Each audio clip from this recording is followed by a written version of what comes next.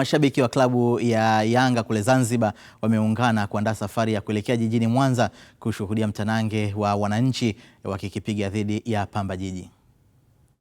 Tunahamasisha kwa ajili ya safari yetu ya kwenda Mwanza. Hapa tunatoka zetu Mwanza tarehe 5. Tukijaliwa tarehe 8 tuna mchezo na Pamba Jiji. Mungu akijalia.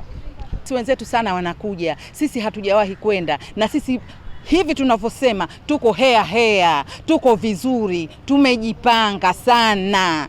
Popote tupo tayari kwa kweli. Hapa matawi si chini ya matawi 30 ya upande wa Unguja, ambayo kwa sasa tumesema tunahamasisha Yanga mshikamano Zanzibar.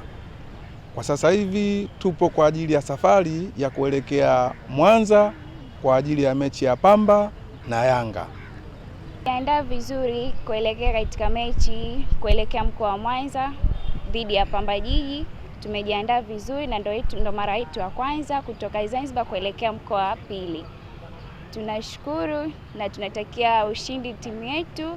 Na ukiona watu wanatoka Zanzibar wanavuka, basi ujue kuna namna. Tunachokwenda kufanya ni kuiombea timu, kuiunga mkono timu kupata ushindi.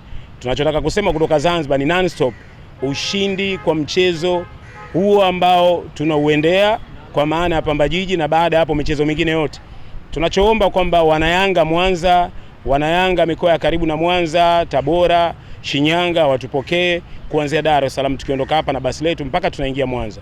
Tunataka tuambie uongozi, tumetoka Zanzibar kwa sababu ya Yanga, na tunawaambia ushindi haupingiki. Ni sawa na kusema kwamba kozi mwana mandanda kulala njaa kupenda, mambo kangaje uenda akaje. Wana mshikamano Zanzibar ambao tumekusanya matawi yote, tunaelekea Mwanza kwenda kuipa nguvu timu yetu ya Yanga, kwenda kuipa support timu yetu ya Yanga. Kwa hiyo tumejipanga.